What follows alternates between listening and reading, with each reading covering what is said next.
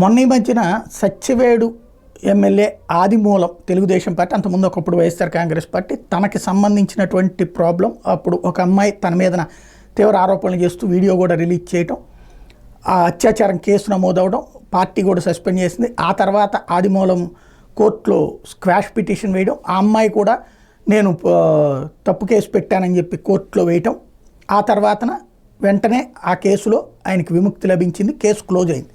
అయితే ఇప్పుడు ఇదే విధంగా మేరుగు నాగార్జున మీద ఒక మహిళ కంప్లైంట్ చేయడం, అత్యాచారం కేసు పెట్టడం, ఆ తర్వాత ఆమె హైకోర్టులో మెమో వేయటం, నేను పొరపాటు చేశాను అని చెప్పేసి.